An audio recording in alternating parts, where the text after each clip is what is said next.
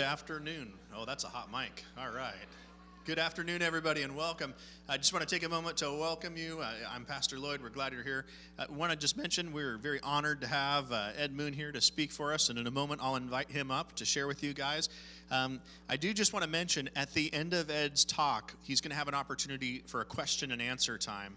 And for that to be a meaningful time for those watching us online, of which I'm sure there's several, I'll bring around this microphone. So if you would, please wait for me to bring around their microphone so you can talk into it to ask your question. That way everybody online can hear you. And when you do that, just as a heads up, for this thing to work right, it really needs to be within about an inch of your mouth. If you try to hold it down at waist level, it's not going to work very well. So so when you grab it, when that chance comes, just please keep it close, or I'll keep it up close. And I want to give you a heads up on that. Okay, without further ado, let's go ahead and give a warm welcome to Ed Moon, who's going to share with us today.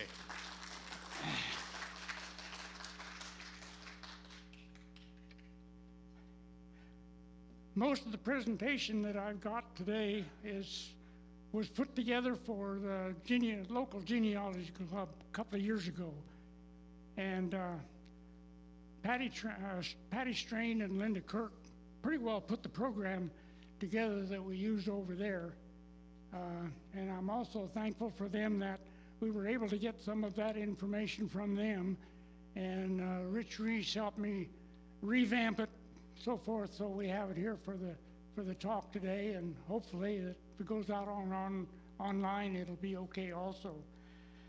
This picture that's here is taken in just before the genealogy club meeting. It was taken over at the Logging Museum. And it shows one of the Moon's hardware items. It was a giveaway item, one of our advertising items. It was used, and there's a lot of them still around the country, I think, that may or may not be in use, but I think they're around. I guess, since I kind of got a captive audience today anyhow, both here and online, I got a couple of things that I would like to introduce for myself, and not really having anything to do much with the actual program that I want to present. But this presentation kind of got led into just because of different things that I've done in my life and so forth. And when I first went into the Navy, it was no choice of mine, but it was their choice. They put me into an electronics school. That school is a year-long school, and 5 months of it was spent back in Great Lakes Naval Station doing primary work, and then came out to Treasure Island, California for the secondary for about 7 months. It was about a year-long school. And I had quite a lot of free time on weekends, so particularly when we were out here on the West Coast, I did a lot of hitchhiking on weekends. I got out and traveled around different places.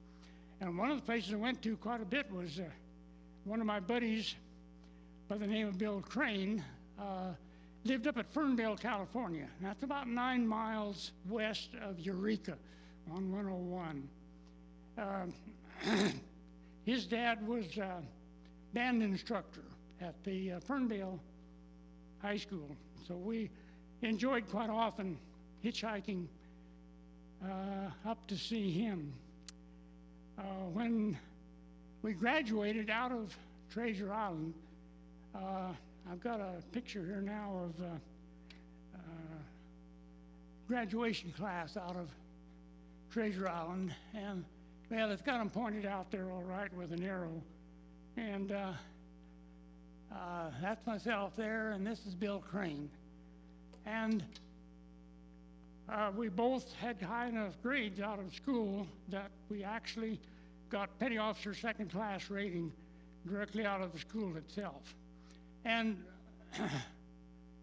so when we left, we wanted to go up to his place for the weekend. Well, we wanted to have our new rates sewed on, so we went over to San Francisco and hunted up a tailor shop, got our rates sewed on, and then went out, and he had a date with his future wife that night at 7 o'clock in Ferndale. So he wanted to be sure and make it. So he wanted to take a bus and go. Well, I wanted to hitchhike. So we kind of did a little trading off, and we took a bus out north of San Francisco for a ways to get out of all of the real busy areas that are there, and then started hitchhiking. And the first ride that we got was with a fellow who was just very interested in what we were going to be doing. Were we going to stay in the service? Were we going to go to school? Whatever. He just very interested. And at some point, he had asked us actually where we were going, and we told him we was going to Eureka, which was on 101, the closest place to Ferndale. And before we got out, he said, well, I've got an orange grove up here, so I can take you up here for a ways, but then I'll have to drop you off. We said, okay, that's fine. We got about to where we were going to turn off up there, and he said, are you guys actually going to Eureka? And Bill says, no, actually, we're going to Ferndale. Do you, by any chance, know a man in Ferndale by the name of William Crane? Well, Bill says, yeah, that's my dad. He pulled over at the side of the road, and he stopped, and he turned around, and he stuck his hand out, and he said, Bill, I'm your uncle. So I had some very surprising things many times when we were hitchhiking. I did get him home in time that night for his date with his future wife. And in fact, I had to come back down a few months later and come to his wedding. But anyhow, when I was discharged, they discharged me back in Roanoke, Virginia. Discharged out of active service and stayed on inactive. And so instead of them supplying my transportation home, they paid me a nickel a mile to go home. So, okay, I'm going to save most of that, so I'm going to hitchhike home. It was about a week before Thanksgiving, and I just wanted to be home for Christmas. I had several of my buddies that were home by that time, and I was going to visit some of those. And one of the visits that I made was in Kansas, and I've got another picture to show here in a little bit. This was in the middle of December, and I went to visit this buddy of mine, Keith Smith. We went out shooting snowshoe rabbits. That's what I'm holding there, a couple of snowshoe rabbits. And we just had a good time of getting together there for a while on that. When we had, well, I should have mentioned two different things. And once back with Bill, when Bill actually got out of the Navy, he went back into school, and he became a band instructor also, like his dad. He was a band instructor at Napa, California High School for 39 years. Yeah. Keith, this Keith Smith that I'm visiting here, became an electrical engineer, and by this, that's 1947, so now you have to fast forward for 50 years, 1997. And Jack Ellis and I had built a mill over here across town, and I just got home from working on that, and I got a call from Keith. He was in Coos Bay. He and his wife lived in Minnesota. Now, he's retired, but they're living in Minnesota, but they liked the Pacific Coast, and they had flown out to Seattle and rented a car and were driving down the coast. And they got almost to Coos Bay, and it reminded Keith, and we hadn't had any contact at all for 50 years, reminded Keith of Myrtle Point. And he told his wife, he says, I'm going to stop in Coos Bay and see if he had Moon's names in the phone book. He didn't remember Myrtle Point, but he did remember that I was close to Coos Bay. That was all he could remember after that 50 years. Anyhow, we did get together. He called me and made connection. And so we had a good talk, but we never did get together. But we did exchange email addresses and did that for a good many years, trading off correspondence that way. And at one point, we even exchanged pictures that we had each taken. And this is one of the pictures that he had taken that he sent to me at that time, sometime after 1997 when we had that. Anyhow, that's kind of a touch of where I'm coming from. And so now I think we can kind of get back into the talk you came here to hear in the first place. This place we call Myrtle Point was first known as OTT. O-T-T. Don't know where the name came from. Probably from some histories, and probably find out some individual's name or something, I suppose. And a little later, it had a postal address of Myersville. And then in 1887, it was incorporated as Myrtle Point, and began to grow from that point. I have some pictures now of some of the buildings that were there. Let's have one of the, you probably recognize this one. This is a part of Hometown Hardware down there now.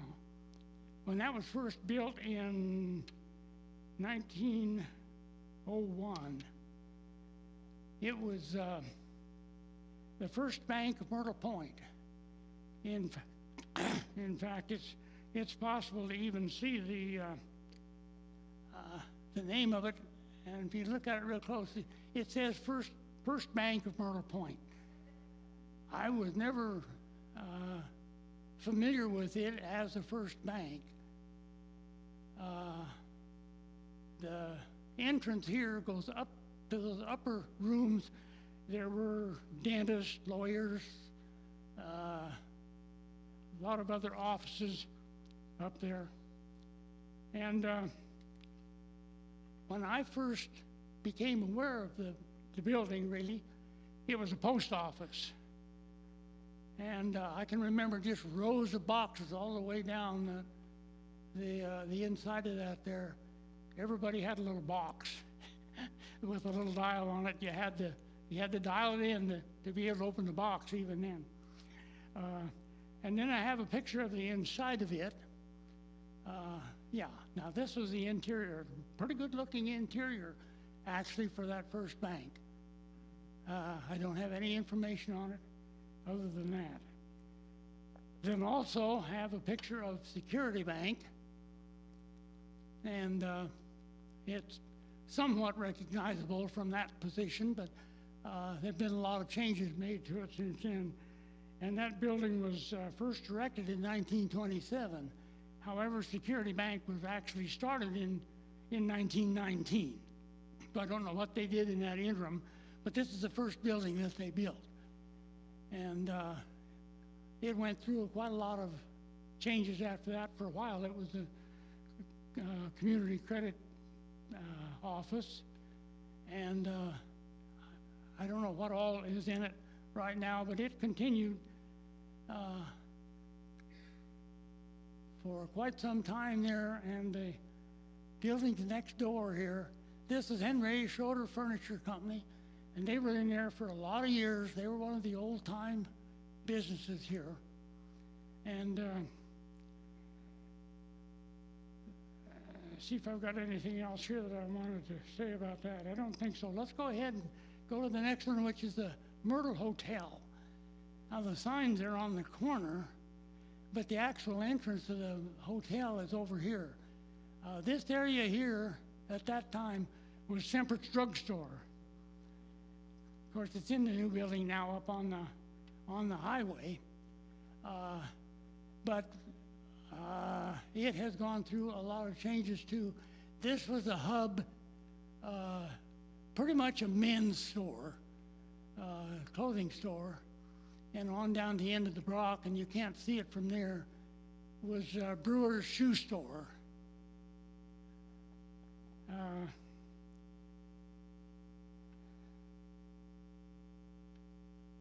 Paul Brewer had the shoe store.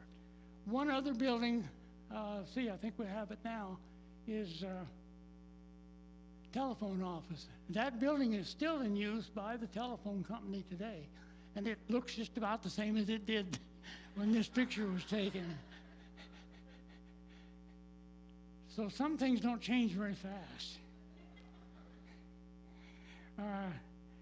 Then the City Cash Grocery. Let's have this one. This is where Dean Mason's office is now, in this building. It was run by a couple of ladies, Emma Snyder and Lena Warner, and their brother Ernie Snyder had a resort over on Illahee, over on the road.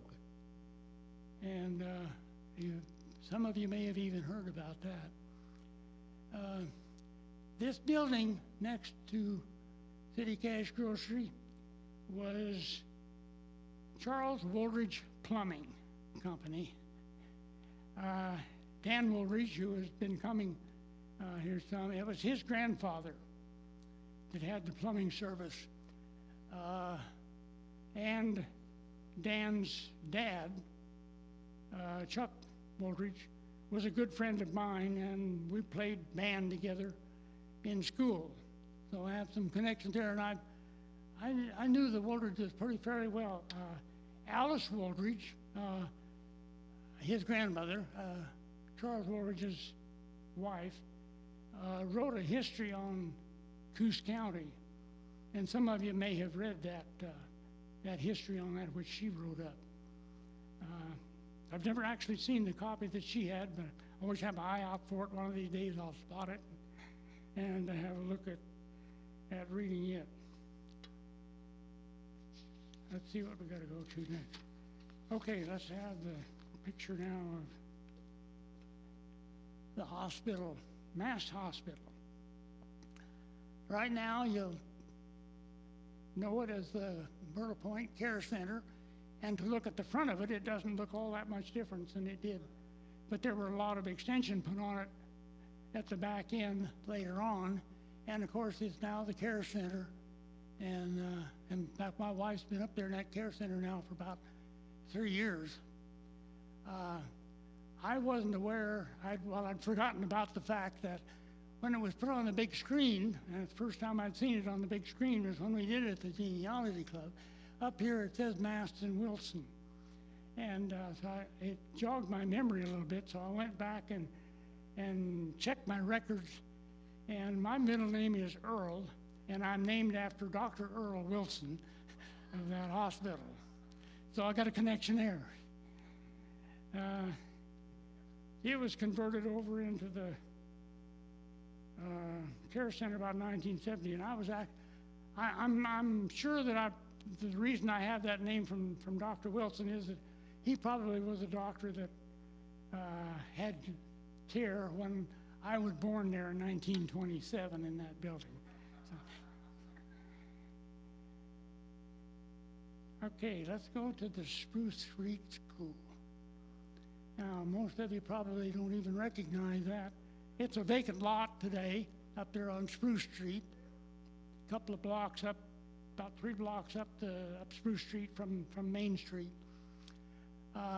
This is a picture from 1917. Pretty good size number of kids in that school for even back in those years. There were 4 grades normally in that, and even in the later years, some of you know Alice DeSoto. She was Alice Metzges in those days. She and I both went the first 4 years at that school. So we have a little connection there.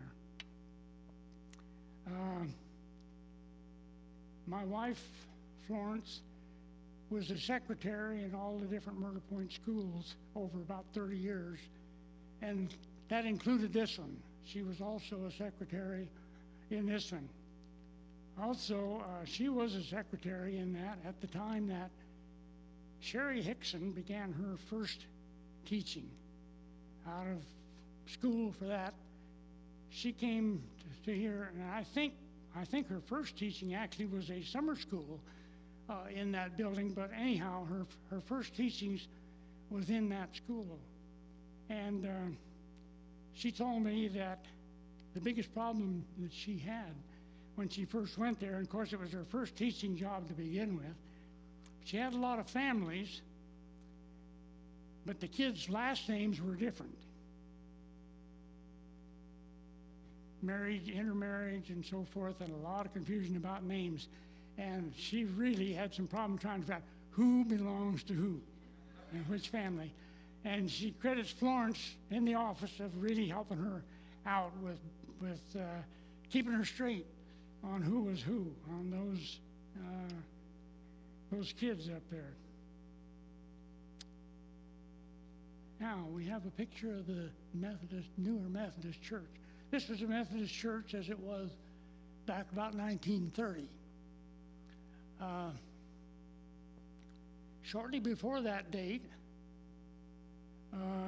it was the Methodist church was in an older building right down next to the logging museum. And I have a picture of Myrtle Point that shows that, and I don't know how well you can see all this, but it brought up several questions when I showed this originally, because they didn't really know for sure. For instance, they wanted to know if that was a steeple of the Presbyterian church. And while I assumed it was, I didn't really know. And there's the logging museum now. And there's the old original Methodist church. Over here is the steeple of the Christian church. I'll have a better picture on that later. In fact, you've seen that some here. But this is a picture of Myrtle Point from 1910.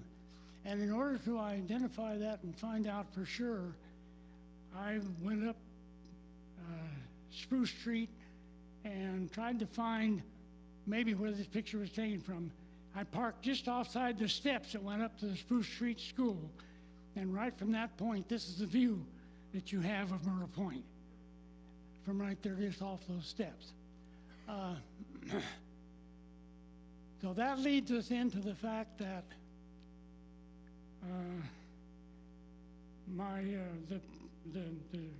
the building itself of that logging museum there was originally a Mormon church building, and it built after the design of one of the Mormon church buildings and so forth that had exceptional acoustics in it, and they wanted to see if they could approximate that here and have those good acoustics in this church, and they did. Very good acoustics in that church. Of course, it's been changed now with stuff they're doing, add a false ceiling in and so forth, so they don't have that anything more. Now, this is going to be the focal thing here right now. That's the old Methodist church, and lead into this, Bill Floyd's grandfather, Joe Mass, lived out at the end, about a mile out of town, at the end of the straightaway, out past the gun club. And my grandfather, George Parker, owned the property just this side of that. And I spent a lot of time out there in my youth, and I was running around.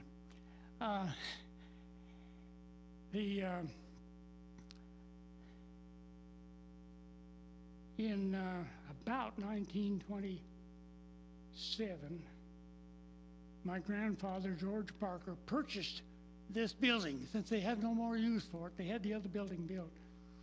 He built that and turned it, they turned the steeple off of it, and he turned that over to my dad. And my dad turned the building around and faced it out on what's now Main Street, on the part of the parking lot where the bank is there now.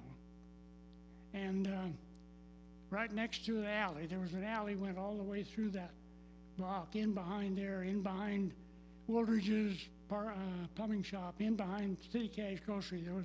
There was an alley full away there. The church building was set right up against that alley. And I've got another picture here a little bit later that will show some more of that. But my father bought that, and he turned that into a second-hand store, and it was named Moon's Bargain House.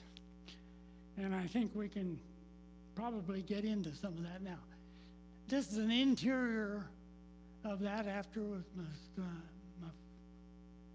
was turned into a store, and that is my dad and my mother that are standing there in there. And you can see an old phonograph here in front. Can't identify too much of the other items very well. That's about 1930. But, so he had about 3 years of working into that. And then we have another picture about 1938.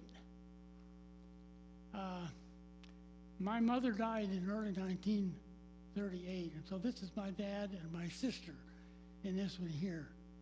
And in this one you can see lanterns up here, bicycle tires, brooms, a lot of housewares here. There's a radio. I don't know who the fellows are that are standing in the background here. I don't have that information. But my dad bought a lot of used equipment and supplies and household things, and eventually worked into a lot more of new stuff. And along with it, the name eventually became Moon's Hardware. But I have another picture then that shows a little later. Yeah. Now this is my dad and my sister and my brother out in front. You can't quite read the sign there, but it said Moon's Bargain House. On the side of that building, since this is an alley and nobody ever blocked it, it was always open, we had that slate board there so people could come by, and if they had something they wanted to buy or they wanted to sell or something, major items or something, they could write it on that board. So people were always checking out that board to see something if they wanted to buy something or sell something. And you can see the individual windows here. Those 4 windows out of the church, they were just simply boarded up. But you can also see a lot of the bikes that are around. There were always seemed to be bikes around. And this building here was added on to it in 1938, which about doubled the size of the store. And in the back of that store, we had a small shop. And in purchasing all these various used things and so forth, but Ed quite often picked up a used bicycle, and you can see from some bicycles that are here, they're kind of a major part. So he'd buy one of those used bikes, and he'd turn it over to my brother and myself, and we'd go into the shop. And we'd straighten the wheels, and we'd grease the thing, and put in new bearings if we need to, whatever. Put it up in good shape. We never repainted any of them, but we put them up in good physical shape. Then we were allowed to ride the bike till he sold it. Then the process started over again. So that's where my brother and I got into a lot of this, some of our early shop type work was working in that. In 1950, KWRO started up the radio station there in Coquille. One of the programs that they had scheduled to go on was a swap and shop type program. So Moon's Hardware took that on, and we sponsored that actually for all of the years that the store was in. It was Moon Swap and Shop, and a lot of people made good use of that, and it was kind of a continuation of that, of the slate board there, but they could do it by the radio, and we didn't really have any limitations on what they could do there except complete cars. We didn't want to get in contradictory with any of the businesses or anything, so cars we exempted, but most anything else could be on swap and shop. All kinds of parts of them if they wanted. The store actually did have telephone service even in those early days. In fact, the phone number was 73M. So you know it was a party line. And I don't remember exactly when it was changed over, when they, in the business areas particularly, when they got away from the party lines. The new number for the phone in the store was 1151. just a number that stayed with me because I learned that way. Okay, I don't have anything else other than that except that as a complete hardware store, we carried a complete line of everything in hardware and housewares, plumbing, electrical, house, water systems, irrigation systems, just a little bit of everything. And I was involved in a big share of those. Okay, let's go and look at the logging museum now. A better picture of it here now. That's the way it looked then. It doesn't look much different today. This house was the house I was raised in. Spent all of my early years there. You can see the extension that was added on to the store here in 1938. And then the rest of this is a parking lot where we stored some materials.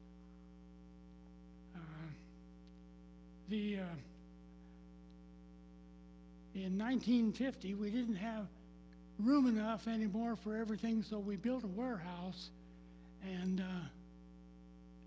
it'll show the warehouse here now.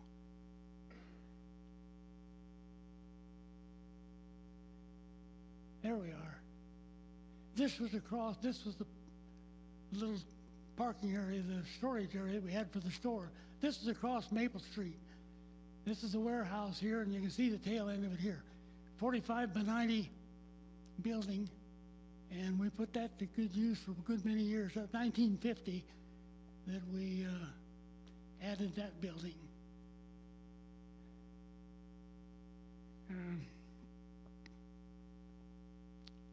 I've got another picture of the front of the hardware now, and I think this was taken in 1959, which was the Oregon Centennial year.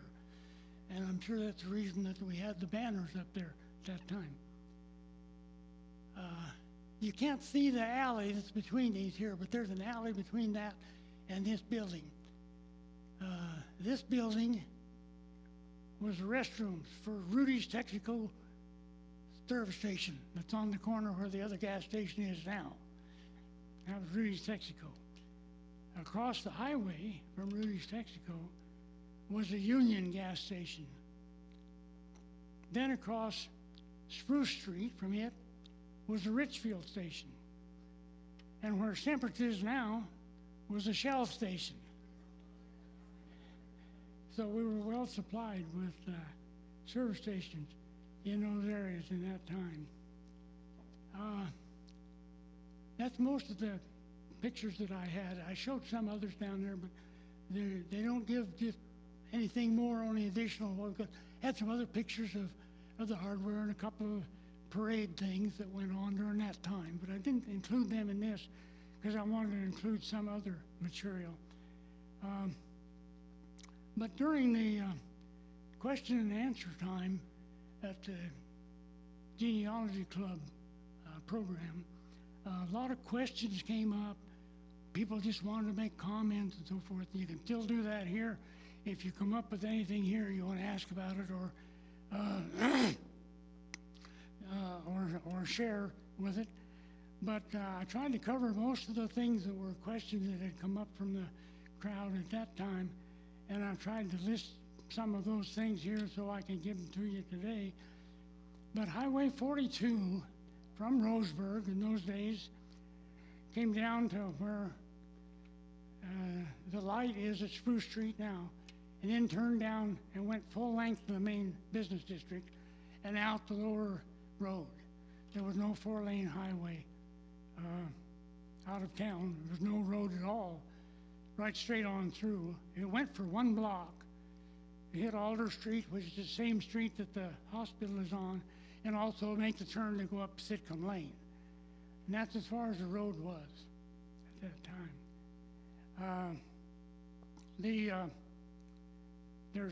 There's a building right on that corner there as you turn up Sitcomb Lane now, that big building, which is mostly a mini market now. That was the old Brethren Church.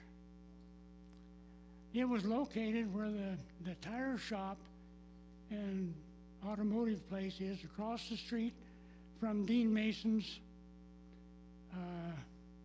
insurance offices down there, just across 8th Street from that. It was right on that corner. And they moved that from where it is over to its present location over there at the corner of where Sitcomb Lane turns. And I don't remember a lot about it. I remember the minister's name was Barr, and he had a couple of teenage boys. They were both in high school. I knew them at the time and palled around with them a little bit. When the main highway went through down the district and went out the lower road, it then became subject to a lot of flooding and so forth in the wintertime, as you're well aware of now. It still happens. When that would happen, you couldn't leave Myrtle Point because there were no other roads to get out on that were passable. By that time, any of the other roads would have been closed anyway. Also, by the time they get that much rain, it brought a few slides down on Highway 42 between here and Winston. So Myrtle Point was basically isolated at least once every year, and sometimes several times, until the slides could be cleaned out or the water went down enough you could go out the lower road. About 1960 is when they completed the 4-lane highway through town and made the field that went right on out toward the bridge now to get away from this lower road. The area which had the old Safeway building and stuff in it now, next to the old Mass Hospital, now the care center, that block in there had a bunch of small cottages, so forth, and it was Kelly's Auto Court. It was an early motel type thing, and it was there for a good many years. And I assume that it was there until Safeway bought it out in order to build the building that they did there at that site.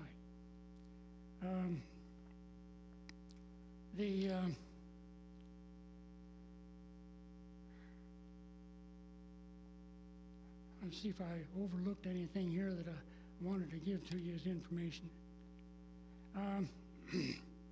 The present site of the Myrtle Point Medical Center was a large blacksmith shop. Henry Herman had a fairly modern blacksmith shop down there, and it was modern enough that it even had a steel lathe in it, and I had a brother-in-law, Lloyd Lasswell, that worked there for a while and he ran the steel lathe for him while he was down there. It wasn't just what your little horseshoe type of blacksmith shop, but it was really a complete shop, and he could build most anything at that time. Henry Herman was pretty good at that. Also down at the foot of town on Maple Street, as you hit Reeds Ford Road, right there on that corner, there was a railroad station there for the Southern Pacific Railway. The train, of course, at that time was running all the way through to Powers, and it was not unusual to see a train of around 100 loads of logs coming from Powers almost every day come through Myrtle Point. I can remember sitting back and quite often and counting the cars as they went by, and it was usually trains had about 100 cars. So there was a lot of logs moved in those days. I don't know if you've got any questions or whatever that you might want to enter in at that point. If not, I'll just move on ahead here. I have some now. I want to go back and show the church and some facts that I can give you here for some of that. There's the old church. In 1902, some believers started meeting together. In 1904, they incorporated as Christian Church. The next year, they built this building, and 1905, cost them $3,500. It's doesn't really compare to today, does it? There was a large bell in that housing up there, and along about the earlier mid-50s, they'd go up there to ring that bell and it'd shake the whole church. We knew we were going to have a new building at some point, and had been working toward that to a certain extent. We didn't have much to work with to try and get going on another church. The only thing we had was the lot where this was. This lot was donated to the First Christian Church at lot number 8 in this block, and that was the only block, the only property that the church owned in those years, for a lot of years. The bell, when they started tearing that building down, excuse me, and I'm going to sit down just a minute. Do I need this or not? I think they're getting a little to me here. Okay. In 1959, we started tearing down the old church. The bell was the first thing to come out of there. John Huff did most of the tearing down of that building, and we had some pictures that I didn't bother to place them in this. But that bell came down and is now out at Camp Little River. They have it on a stand out there where it's used out there at Camp Little River. That's the only thing out of the old church that was salvaged, and it's about the only thing that could have been salvaged. I have also a picture of the interior of the church. This is in 1951. And I can identify a few of those people for you. This is John Parrish. He was just out of college. This was his first pastorate.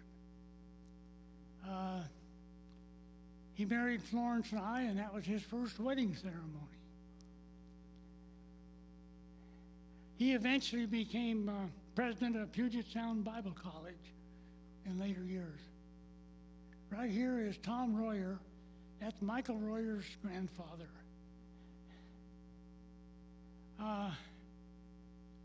It's a little hard to pick her out of here, but my wife is right there. My wife's mother is right there. My stepmother's sister, Maud Hooton, is here. My stepmother's mother is Zua Hooton, and that is her.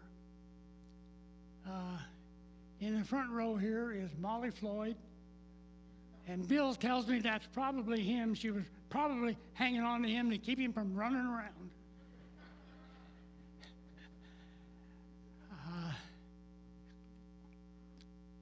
I think there may be a few other people there that were identifiable in that, but nothing much that probably any of you would have known. Anyway,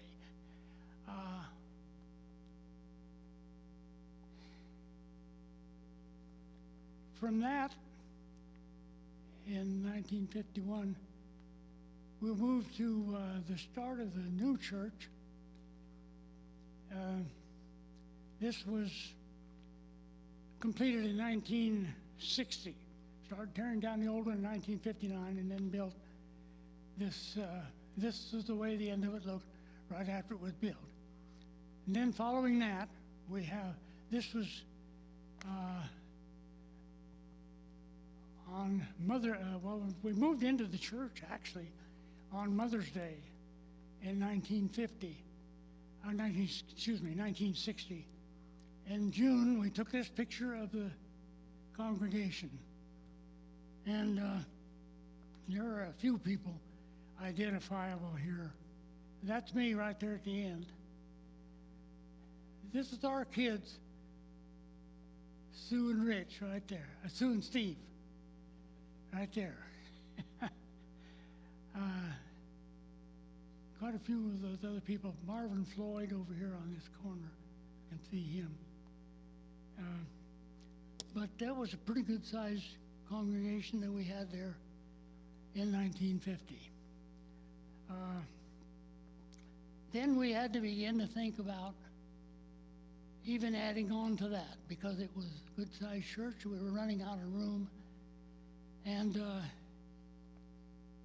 in order to build that church, we had a minister at the time, an elderly fellow by the name of Jones, and he had done some building contracting in his life.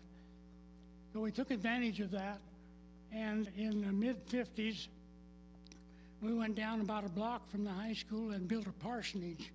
We had always been renting properties for our ministers, but we wanted to get away from that, so we built a parsonage down there and used that for a good many years.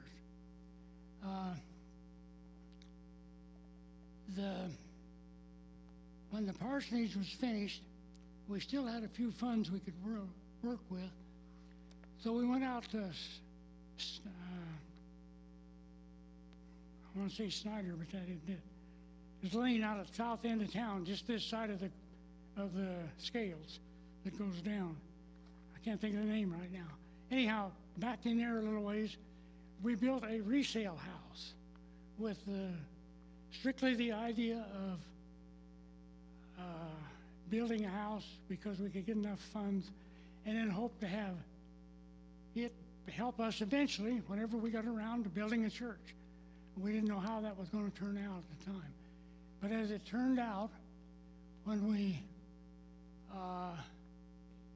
were ready to build the church, we were able to borrow $7,500 from against the parsonage that we built.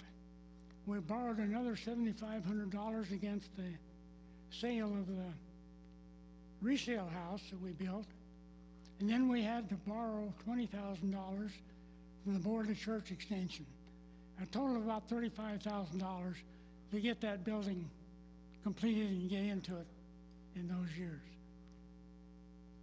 And it's always been our idea, even when we did that that one lot was not going to serve us very long, because we knew we'd have to do some kind of extension. Had no idea what it would be or when it would be, but we started from that point on. When other lots on this block became available and that we could find the finances for it at the time, we would purchase another lot. So over the next 40 years, we purchased 6 more lots. We only lack one lot over up on the far corner of the block. We bought the last lot of that bunch in 1204. So it was just a little over 40 years that we gathered pieces of property to be able to build if we want to. There were other properties there. One of the properties that was there, we bought early on as a lease type thing, a life lease type thing. They could stay there and pay us half, or we would pay them half. They could live there until they leave, then we'd have to pay the other half. And it was a $40,000 deal. We had to pay $20,000 to do that, but then let them in there. And they stayed in there quite a few years. And then when they moved out, we had to find a way to pay another $20,000. So we were constantly in debt. I don't think we were ever out of debt during that 40 years, but we never missed any payments. But we came right out off the loans a good many times. But we knew that someday we would want to do that. And that day began to show up early 1200s. So in about 1202, I think, we started up with a dream team to start planning what we were going to do, how we were going to get rid of all of the buildings, which eventually we had most of them burned by the fire department in order to do a practice burn, but they got rid of the buildings. And there were some other interesting things that went through in the process of trying to acquire those. But in 2004, we were able to actually start the new educational building. And I got a picture of the first cement pour starting right off the back end after that. There's several of the guys working for the concrete club, the concrete business that were there. But you can't see their backs, but this is Eldon Sams. Here's Ron Davis. There's Larry Matthews. Carl Wilson, I think. Quentin Matthews. The other guys were guys working for the concrete job.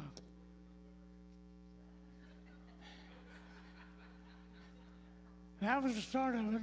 We had to pour all the concrete for the education building. I think we poured that in 3 different big pours over the time.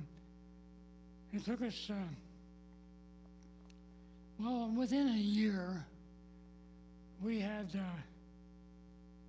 put the floors down, put the walls up, put the roofs on, the doors and windows were in.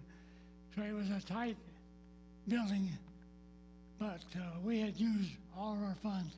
Everything we'd saved back, everything that people gave during that building time. I think it had cost us, I think, about $112,000 by that time. Closed up church building, but everything had been paid for. But we had all of the interior work to finish up. We had all the exterior excavation and work for around the sides to be done. And so we finally worked up a deal with, it's called Capital CDF now. They are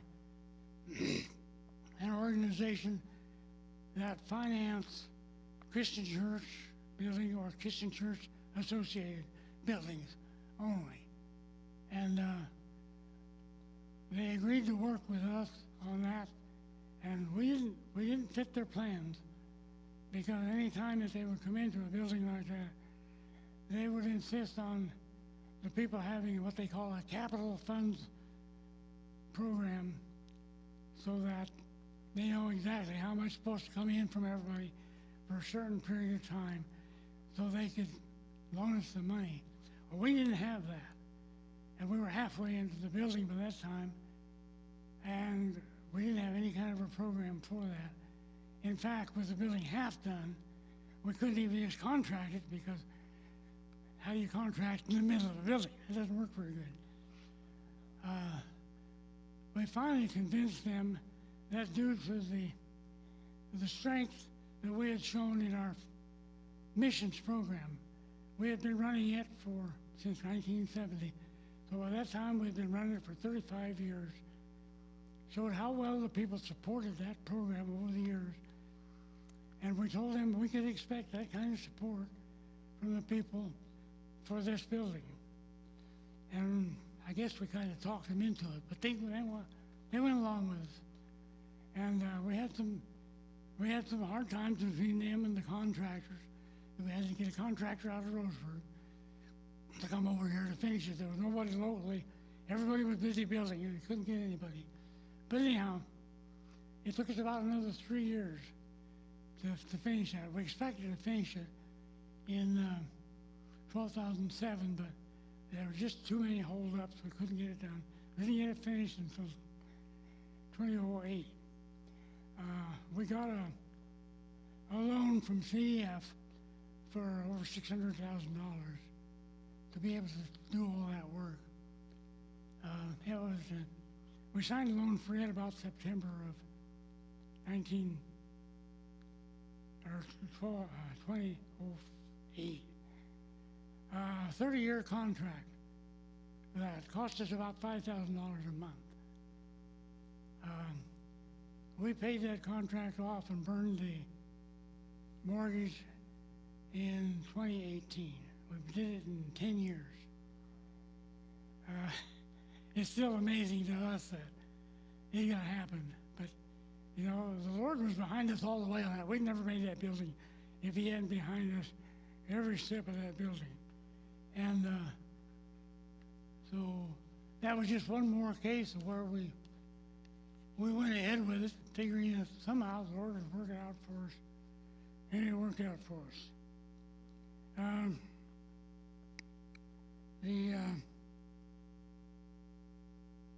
Most of the interior framing and the outside work was hired work, but we still have a lot of volunteer work.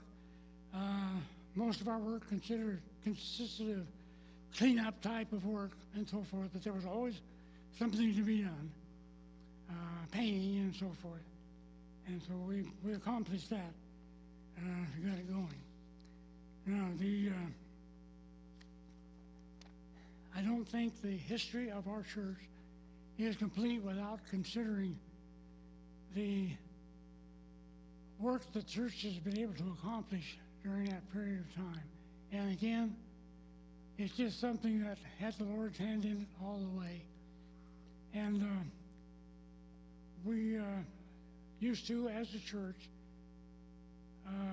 in the early years, gave 10% of all of our income into the mission fund, and that's just the way we worked it.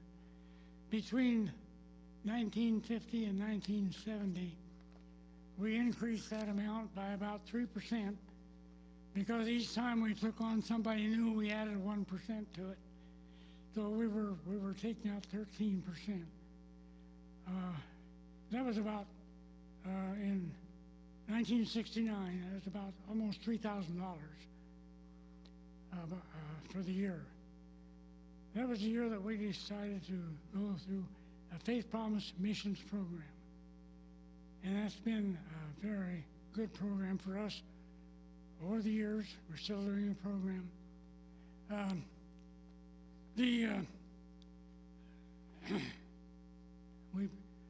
We're still using the same thermometer that we used in the Faith Promise program, and this is a picture of it here. We used to use a red ribbon on that. Rich is doing it now, so it's all lit up, so we light it up instead of running a red ribbon. But this is a picture of our speakers year of 1202, and this is Mark Northrop and his wife, and his daughter Anita is right here, and these others are the members of the missions committee. This is myself and my wife Florence.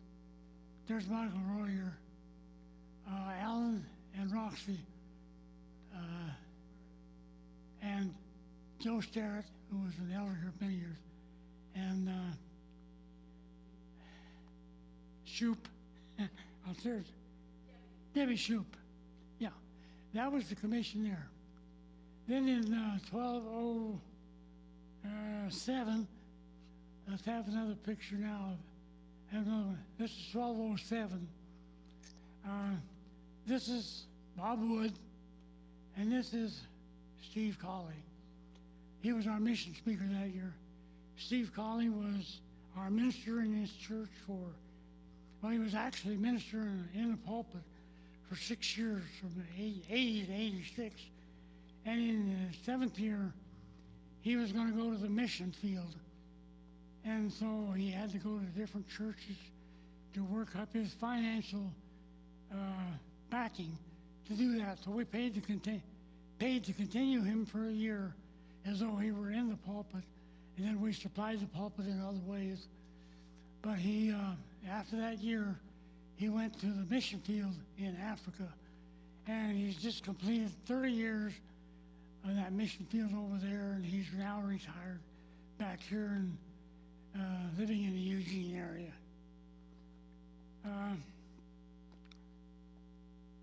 Since the completion of that mission program and going into the Faith Promise program in 1950, the mission income has just continued to increase a lot. And as of the end of the 51 years, which was March 31st this year, 1970 to 2021, the mission income, including money which we have also given to OCEF church builders to build new congregations in Oregon, which they do at least one a year usually. We have in that 51 years gone through our mission program at $1,400,000. It's not going to happen without God's help, just like the rest of the building that we have. I really don't have anything else than that to give to you, except that when I was at the genealogy club meeting, I was asked what I did after I got out of the store, which was, of course, going out to making arrow shafts, which some of the people knew about and wanted to hear about. But also, I'd heard it said that all work and no play makes dead a dull boy. So that's how I kept from fulfilling that. That was one of my last hunting trips, and that's my biggest deer that I got. I don't know, about 2000. The time that's up there, I think about 2004. But that was one of my hunting trips that I enjoyed. But that's what I had to do and get away from the work. And that's about the only work I'd get away from for the year, regardless of what I was into. Anyhow, when I was asked what I was going to do after I got out of the store, I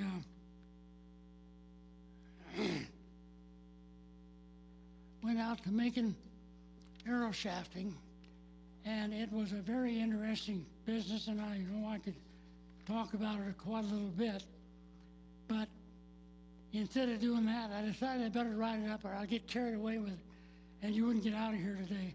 So I encapsulated it down to just about one page of program of what I did out there, and that'll conclude the program unless you have questions or comments or something, and Lloyd will have the roving mic for that. So I'll just give you what I have written here now.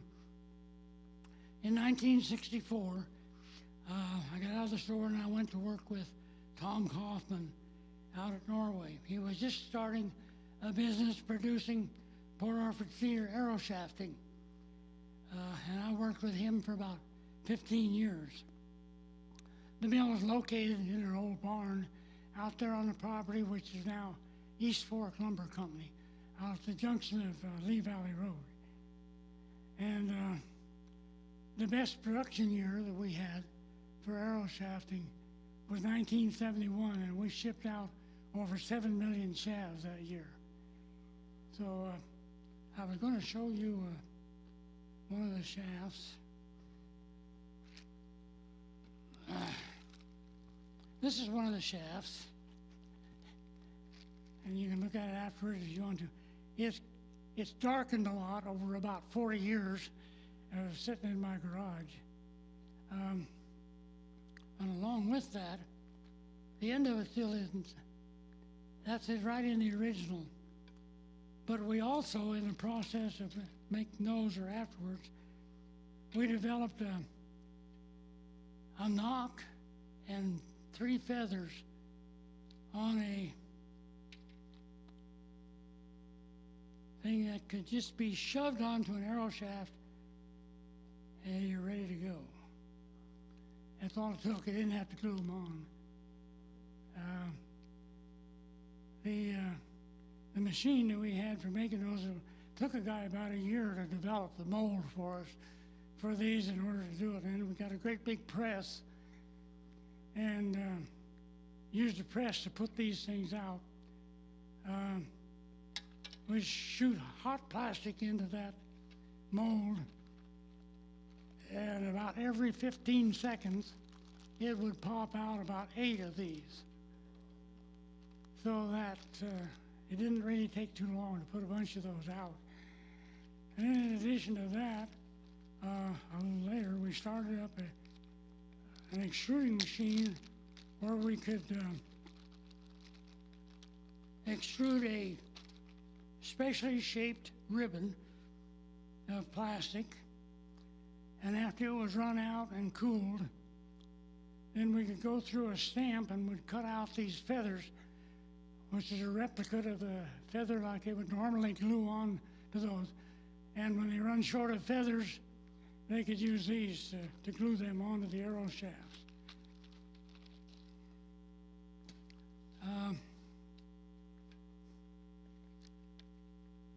Bill Floyd's sister, Evelyn Cook, and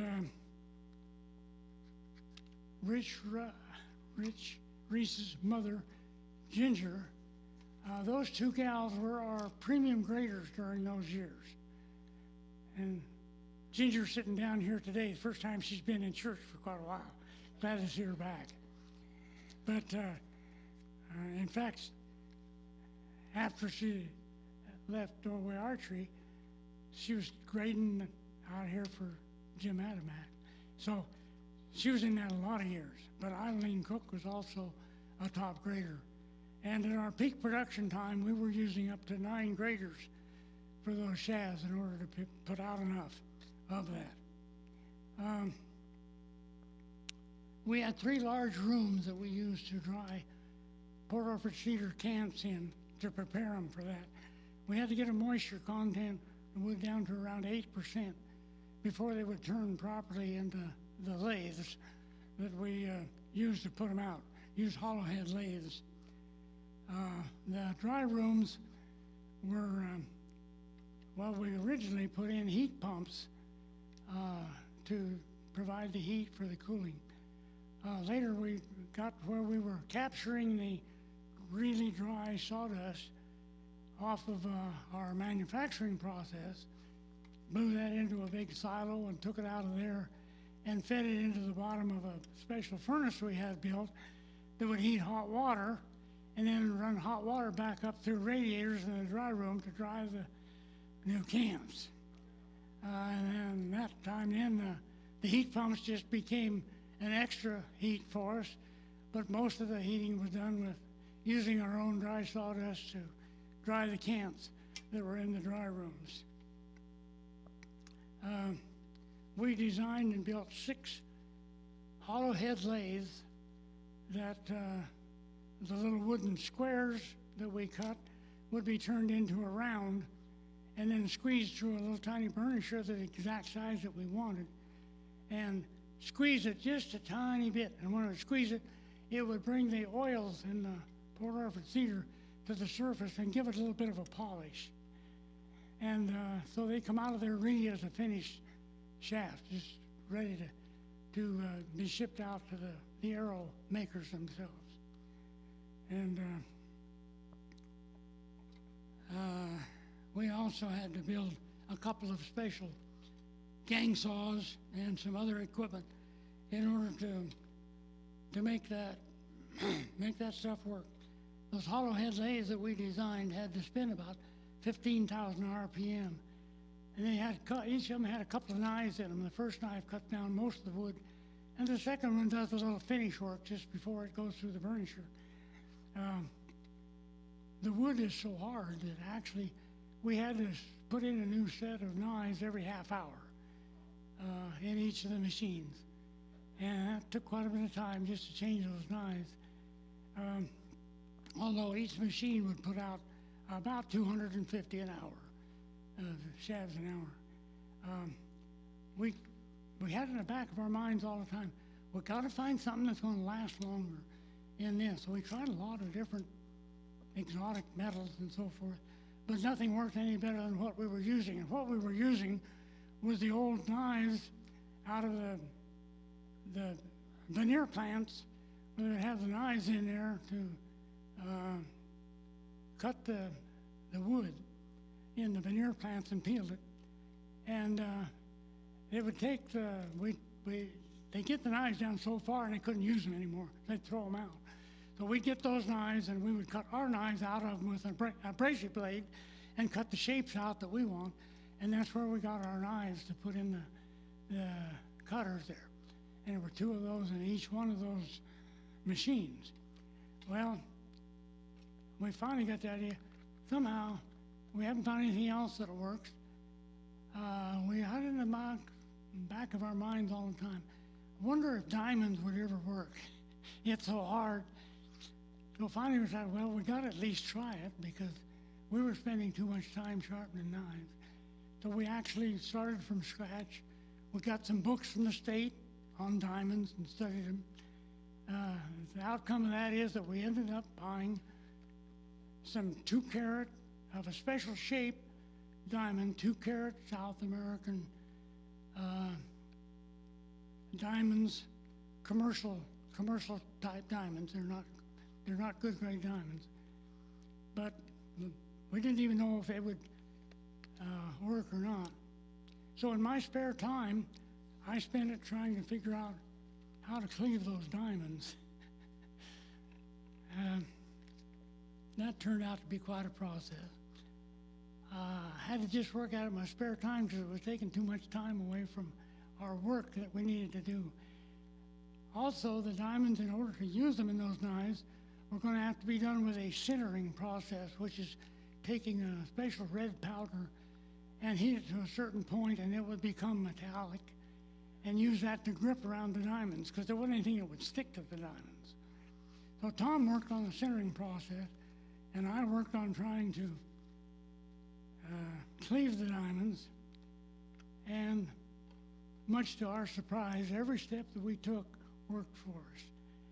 When I cleaved the diamonds, they even cleaved at the right angle that I needed to have to put in that knife.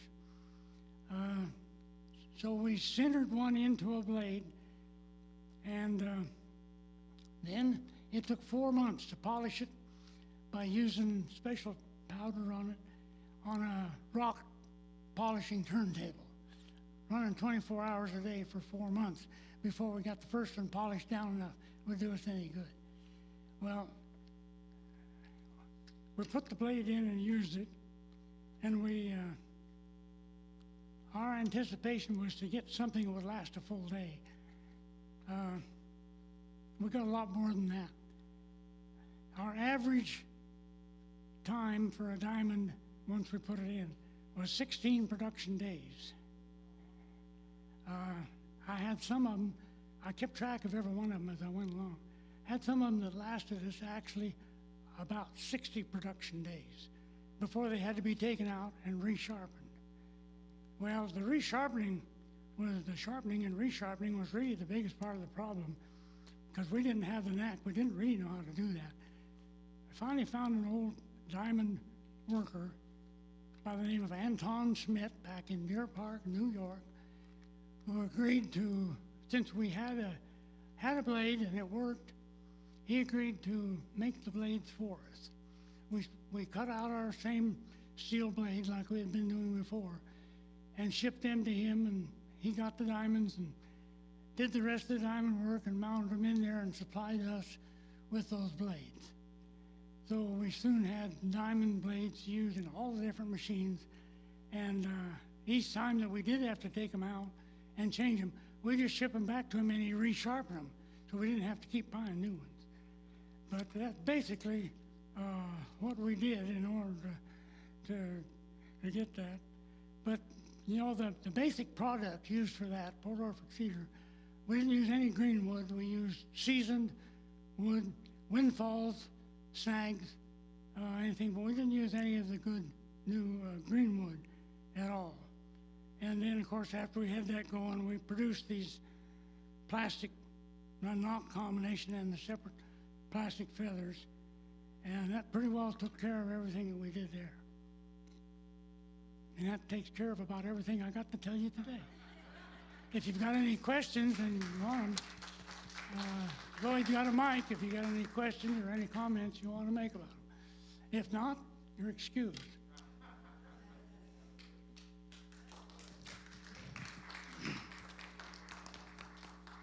Thank you for your attendance.